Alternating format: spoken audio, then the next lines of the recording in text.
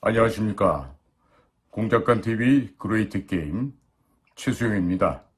오늘도 저희 방송을 시청하시는 전국 곳곳의 국민 여러분들과 또 해외에 계시는 동포 여러분들께 깊은 감사를 드립니다. 오늘은 저희 시청자께서 이메일을 보내주셨어요. 제목이 우주군의 한반도 배치와 이태원 사고라는 제목 하에 박근혜 대통령과 윤석열 대통령 간의 함수 관계에 대해서 설명을 드리고자 한다면서 메일을 보내왔습니다. 그래서 이 메일 내용을 위주로 해서 국민 여러분들께 이 아주 날카롭게 분석한 이 어느 한 분의 이 투고를 국민 여러분들과 함께 공유해 보고자 합니다. 박근혜 대통령 탄핵에 대해서 많은 분들께서 단순하게 국내 문제로만 생각하시는 경향이 있는데, 박근혜 대통령 탄핵은 미중 패권 전쟁 속에서 2016년에 일어난 아시아 국가 최초로 미국과 체결한 한미우주협정과 사드 배치가 발단이 되어 일어난 국제적인 사건입니다. 아주 쉽게 말씀드리면 미중 패권 전쟁을 벌이고 있는 미국이 군사력을 유지할 예산도 부족하고 중국과는 거리가 너무 멀리 떨어져 있으니 한국의 우주 기술부터 최신 군사기술 및 경제력을 일체에 넘겨서 중국의 대항마로 대한민국을 키우겠다는 전략입니다. 19세기 영국과 러시아의 그레이트 게임 당시에 영국이 러시아 남하를 막기 위하여 자금과 최신 군사 기술을 제공할 테니 러시아를 막아달라고 조정에 먼저 제안을 하였지만, 당시 조선의 조정은 러시아 편에 붙으면서 영국은 일본과 영일동맹을 맺고 일본은 경제강국, 군사강국으로 키웠습니다. 그 과정에서 한반도가 일본의 식민지로 전락한 바 있습니다. 이제는 중국을 견제하기 위해서 한국을 경제강국, 군사강국으로 키우겠다는 것이 한미 우주협정의 핵심 골자인데, 한미 우주협정 체결로 연간 약 350조 원에 달하는 우주시장에 우리나라도 진출이 가능하게 되었습니다. 또 미국은 거의 모든 분야의 기술을 한국 기업들에게 넘겼고 한국군의 미사일 개발을 관련한 모든 제한을 풀어주었습니다. 한미 우주협정은 달 탐사 기술을 미국 나사, 미국 항공우주국이 한국에게 넘긴다는 것이 주요 골자인데, 이는 장거리 탄도미사일 ICBM을 개발할 수 있도록 미국이 지원한다는 의미입니다. 또 ICBM은 핵미사일이 아니면 개발할 이유가 없기에 한국의 핵무장을 의미하는 것이었습니다. 이런 전략은 이명박 정부 시절부터 준비가 되었고, 박근혜 정부에서 한미 우주협정을 맺었으며 윤석열 정권에서 착실하게 추진되고 있습니다. 그렇기 때문에 중국은 한국 내의 중국 공산당에 의해 포섭된 여야의 정치인, 언론, 학자, 시민단체, 중국인 유학생들을 총동원하여 거짓 선전선동, 가짜 뉴스를 터뜨렸고 결국 박근혜 대통령을 탄핵시키고 이명박 대통령까지 장기간 구속을 시켰던 것입니다.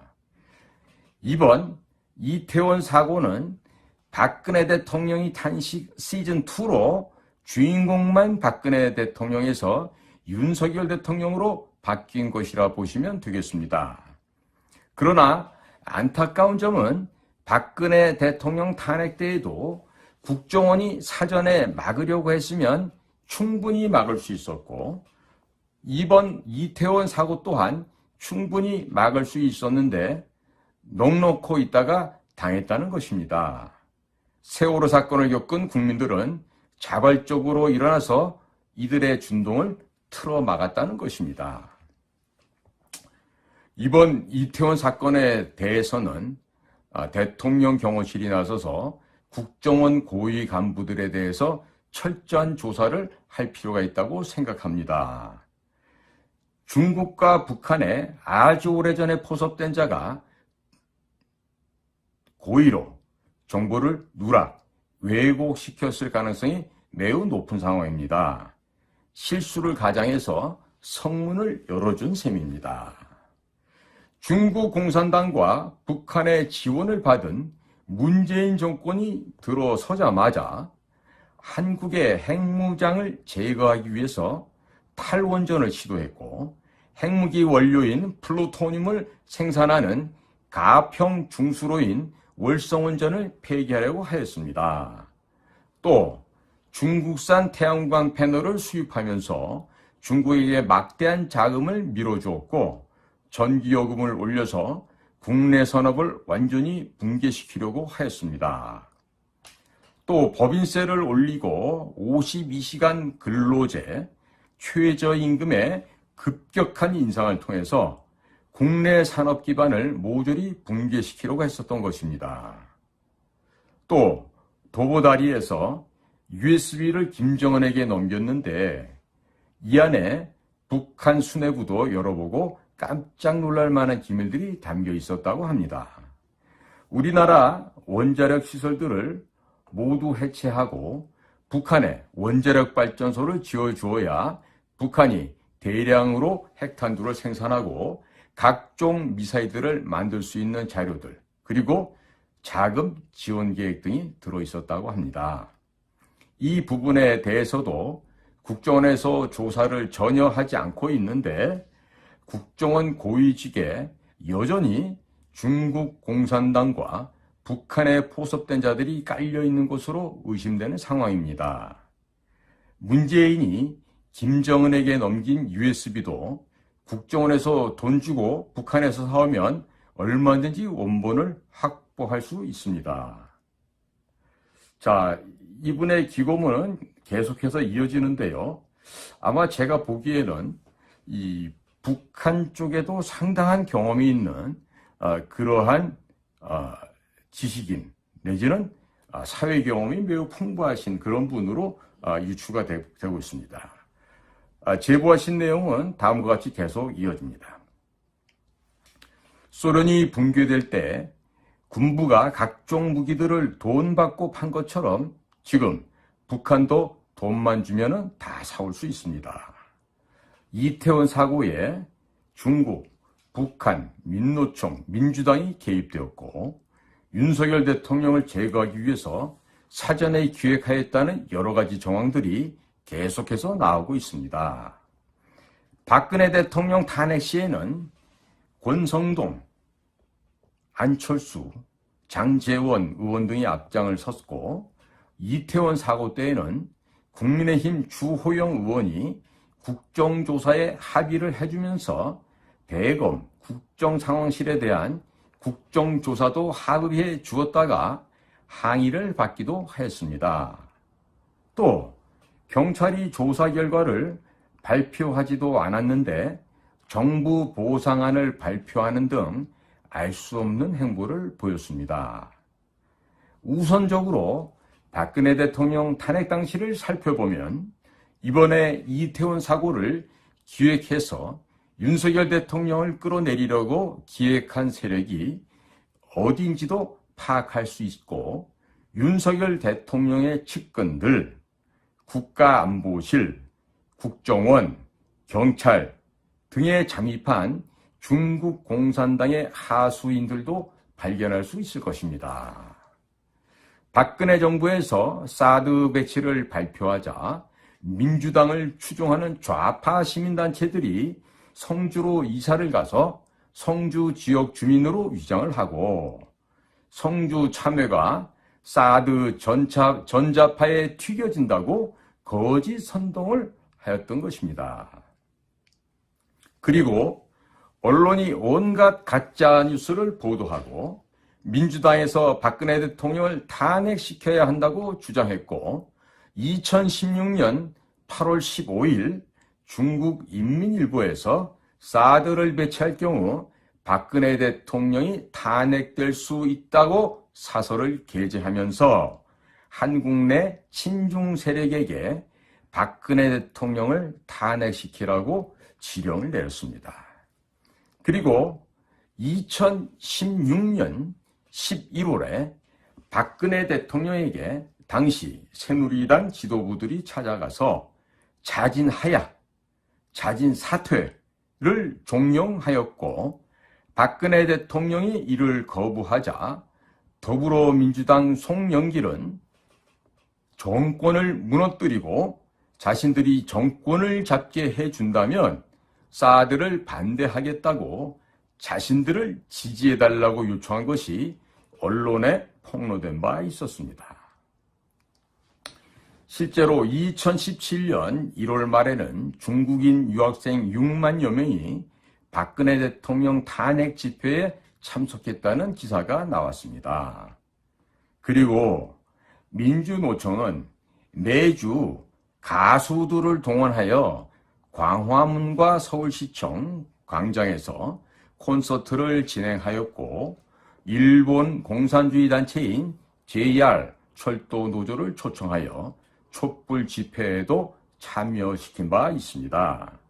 또 전교조 선생들은 학생들에게 봉사 점수를 준다면서 촛불 집회에 참여시켰고 온라인 커뮤니티에는 촛불 집회 참가 시 3만 원을 준다면서 촛불 집회 아르바이트생을 모집하기도 하였습니다. 이 당시 수개월 동안 이런 식으로 사용된 자금은 어림잡아도 수백억 원 이상 될 것으로 추정되는데 민주노총의 자금만으로는 이 모든 자금을 제공한다는 것은 불가능하며 중국에서 암호화폐로 국내 각종 친중 단체에 제공된 것으로 추정됩니다. 이 당시 박근혜 정권의 국정원과 국가안보실은 아무것도 하지 않았는데 이는 이미 국정원과 국가안보실이 중국 공산당에 의해서 장악당했다는 것을 의미합니다. 현재 김규현 국정원장은 그 당시 국가안보실에서 근무를 하고 있었습니다.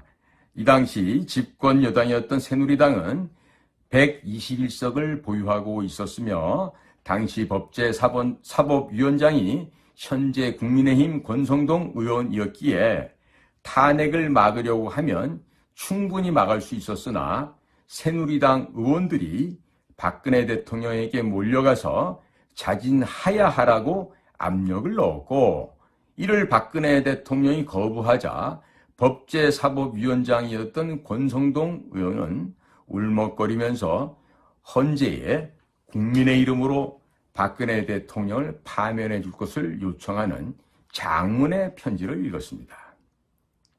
또 장제원 의원은 박근혜 대통령을 탄핵한 뒤에 김어준의 파파이스에 출연하여 자기들이 박근혜 대통령을 탄핵시켰으니 이번 대통령은 문재인 후보가 되니 남는 표를 바른미래당으로 달라고 발언하여 김어준이 박장대소하기도 하였습니다.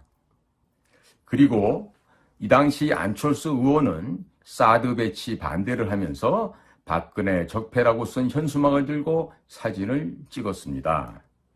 국민의힘 전신인 한나라당은 2009년 11월에 중국 북경까지 찾아가서 중국 공산당과 업무 교류 협약에 사인을 하였습니다.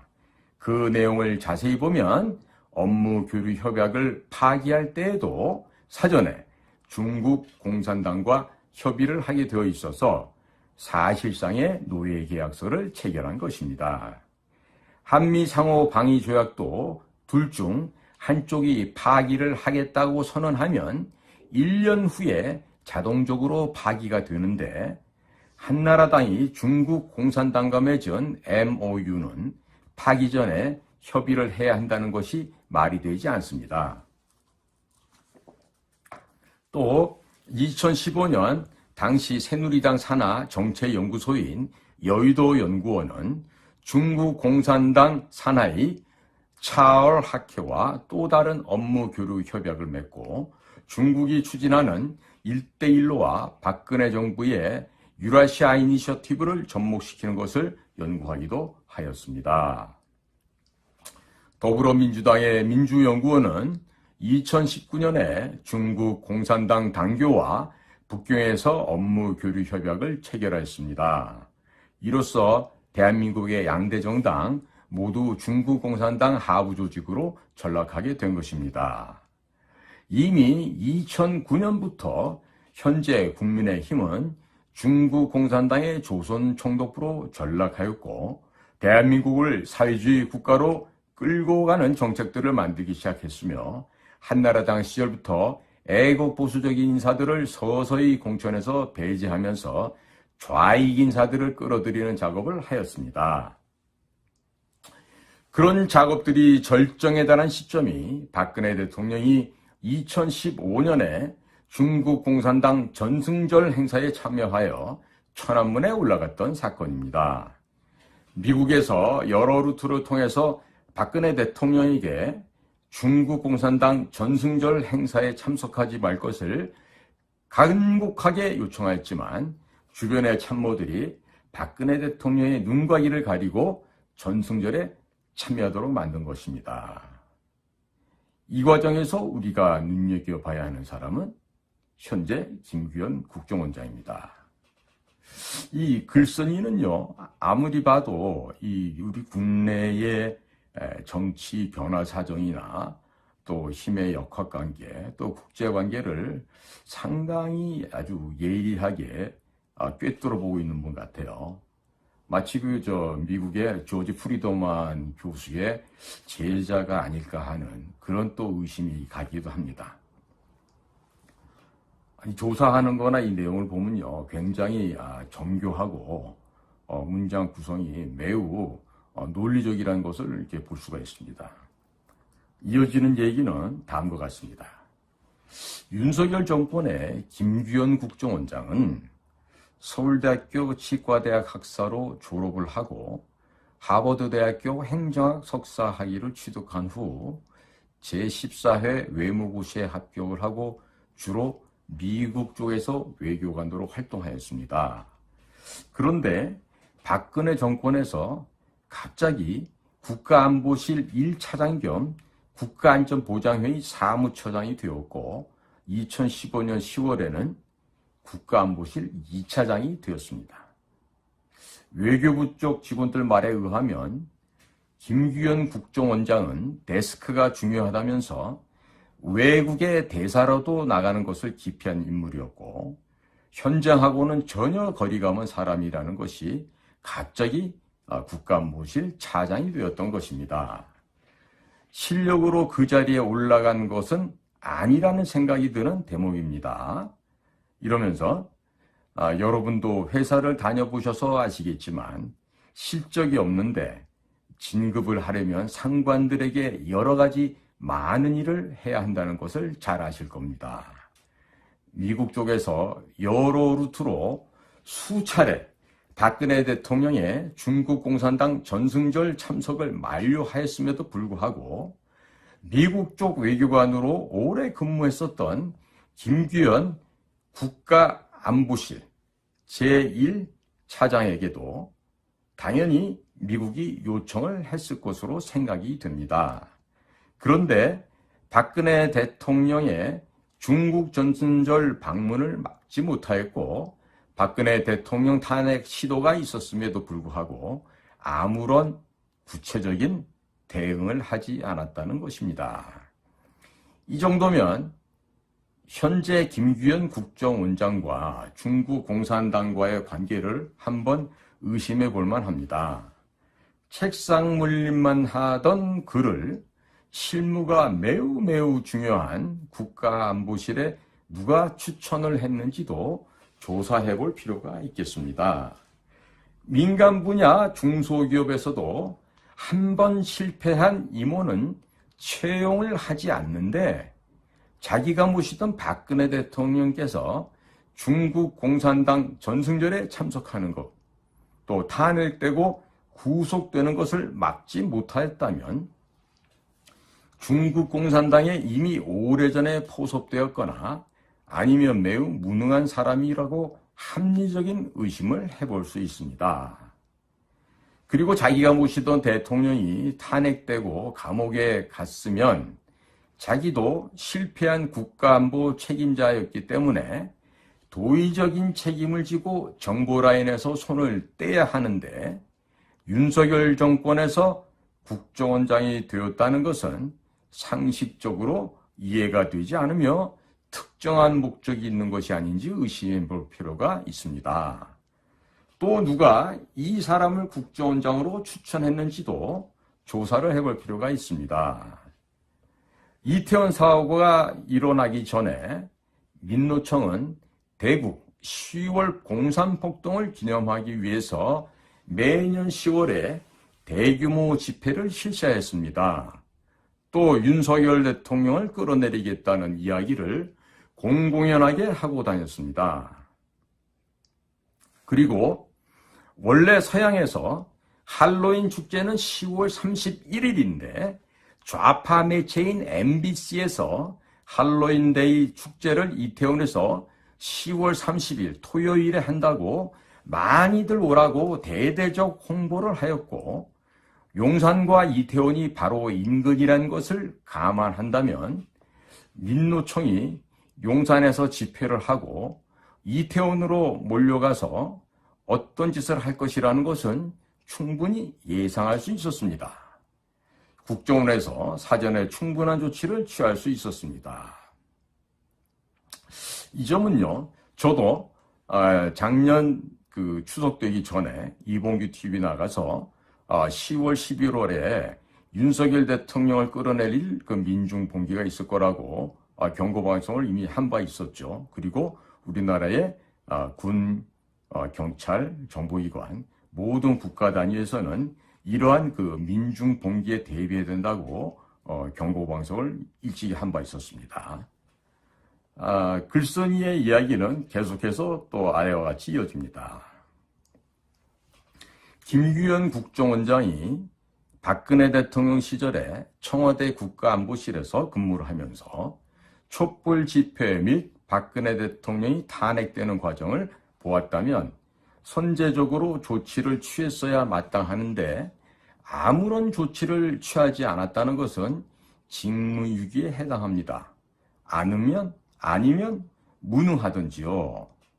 이번 이태원 사고에도 북한 및 중국에 마약 성분이 대거 뿌려진 것으로 의심될 만한 정황 증거들이 발견되고 있으며 9월부터 인터넷 커뮤니티에 중국 하얼빈의 IP 주소로 윤석열 대통령이 제거될 것이라는 이런 글들이 대거 올라왔었는데 박근혜 대통령 탄핵을 막지 못한 자가 또 윤석열 대통령 제거를 위한 기획을 막지 못하였다는 것은 김규현 국가정보원장이 중국이 심어놓은 트로이 목마는 아닌지 국민들이 매우 불안한 상황입니다.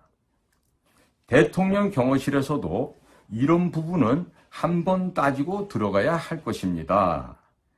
중앙정보부 부장 김재규가 박정희 대통령을 시해한 사건이 있었기 때문에 김규현 국정원장이 아주 오래전에 중국 공산당에 의해서 포섭되었을 가능성도 염두에 두고서 대통령 경호에 신경을 써야 할 것입니다. 이번 이태원 사고를 막지 못한 책임 소재를 가릴 때 꼭 한 사람 짚고 넘어가야 할 사람이 있다면 김규현 원장과 함께 있는 권춘택 국가정보원 차장입니다. 이러면서요, 권춘택 씨에 대해서 비교적 상세하게 또 묘사를 하고 있어요. 권춘택 국정원 해외파트 차장은 김성한 국가안보실장과 고려대학교 영어 영문과 동기입니다. 대북 공작이나 대중국 공작을 해본 경험도 없고 공산권 국가에 대해서 잘 모르는 사람입니다. 김규현 국정원장도 외교부 공무원 하다가 갑자기 국가안보실로 들어가서 자기가 모시던 박근혜 대통령이 중국에 의해서 끌려 내려오는 것을 보고도 속수무책, 또 이어지는 김성한 외교안보실장도 외교안보연구원에서 미주 파트 교수 생활만 계속하던 분인데 권춘택 국정원 해외 파트 차장도 중국과 북한에 대해서 전혀 모른다면 중국과 북한을 어떻게 다루겠습니까? 그러면 외교안보 라인에 중국과 북한 전문가가 하나도 없는데 그러면 대통령한테 잘못된 정보를 제공할 가능성이 매우 높습니다. 또 북한과 중국의 윤석열 대통령 제거 공작을 어떻게 막아낼 수 있겠습니까? 미국의 인도-태평양 전략은 중국을 조각내는 것이 기본 전략 목표입니다.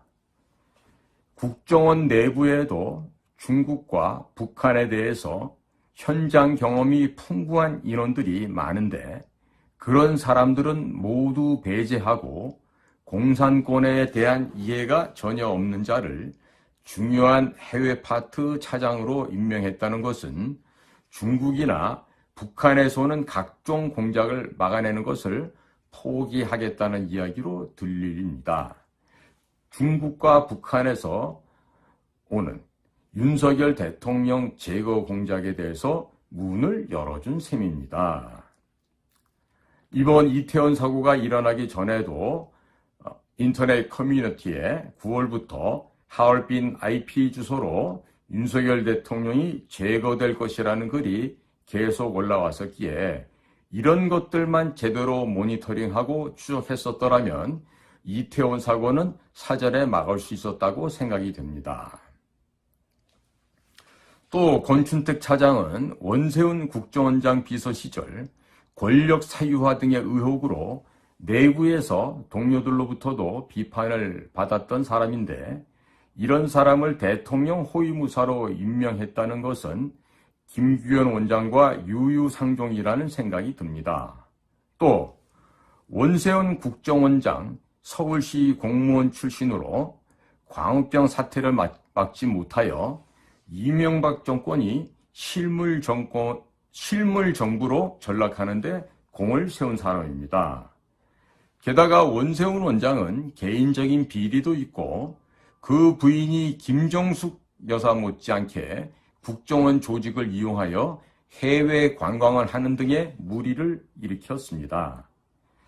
자기 실력이 출중하고 정상적으로 성실하게 근무를 한 정보요원이라면 원세훈 원장 밑에서 비서실장을 하는 것은 자존심이 상해서 오래 할 수가 없을 것입니다. 국가정보기관은 개인의 철새를 위해서 존재하는 것이 아닙니다. 윤석열 대통령 제거를 위해서 또는 대한민국을 붕괴시키기 위해서 많은 공작이 들어올 때 제일 먼저 걸러내는 곳이 국정원의 해외 파트입니다. 국정원 해외 파트가 뚫리면 대통령과 대한민국 안보가 위험해지기 때문에 대통령 경호실에서는 권춘택 차장이 임명되는 과정에 대해서도 면밀하게 살펴보시기 바랍니다.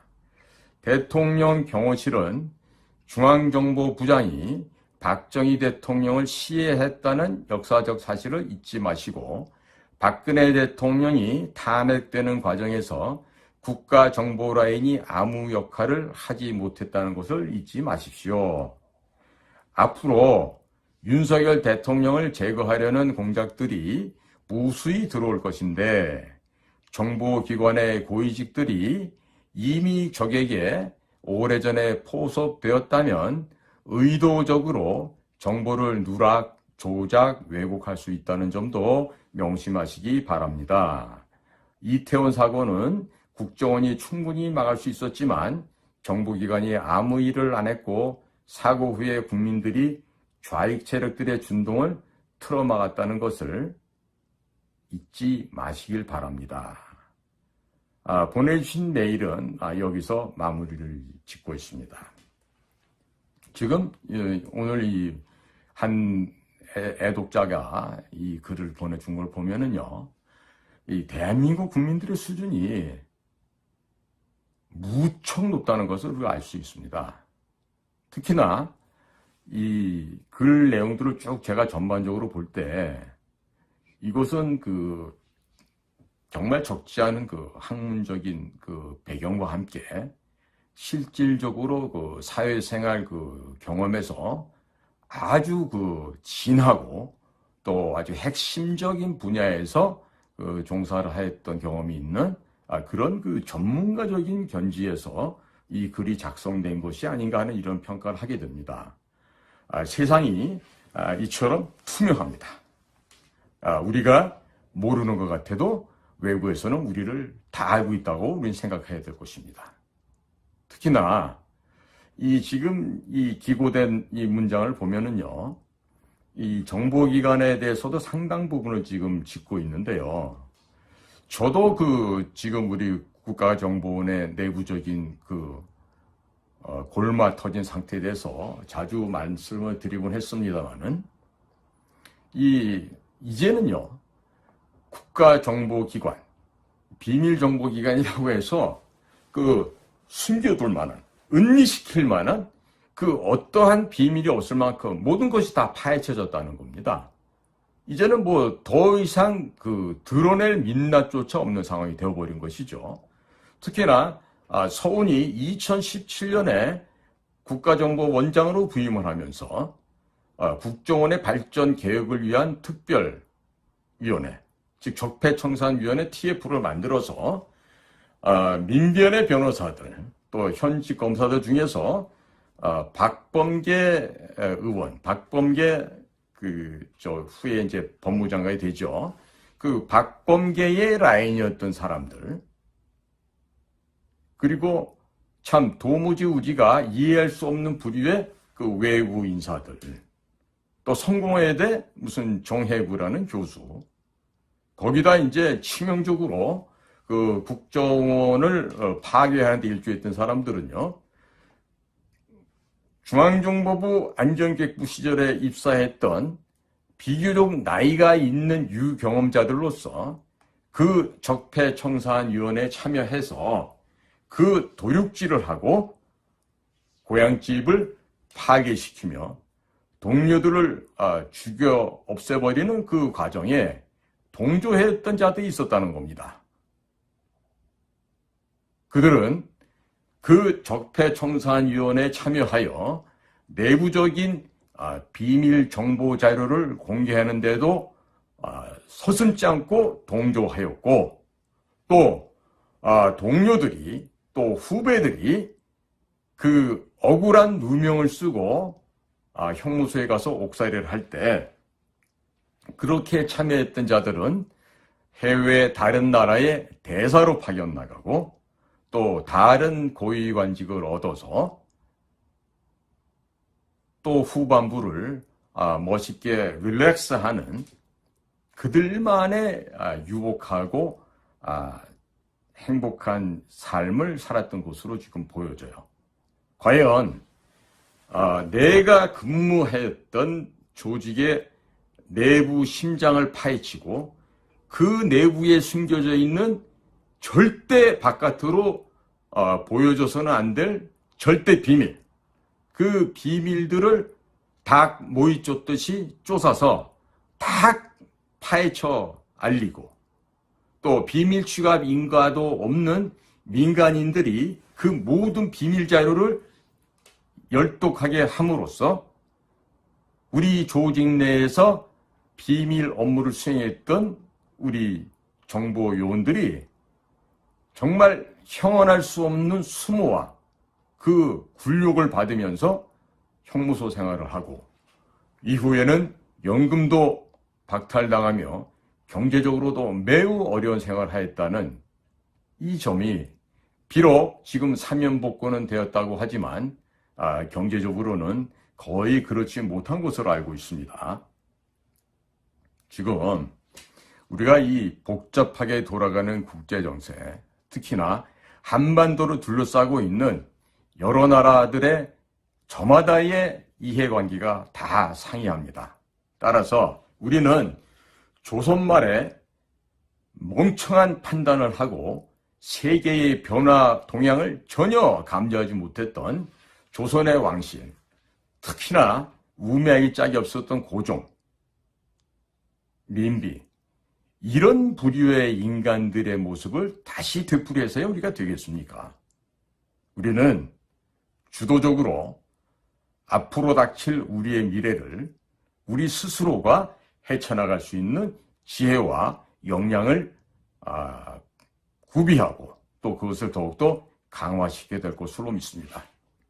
오늘은 박근혜 대통령과 윤석열 대통령과의 함수관계, 이 두 분의 관계를 통해서 바라본 여러 가지 국내의 변화상에 대해서 말씀을 올렸습니다. 오늘도 저희 공작관TV 그레이트 게임 경청해 주신 모든 시청자 여러분들, 또 국내외의 동포 국민 여러분들께 감사를 드립니다. 다들 안녕히 계십시오.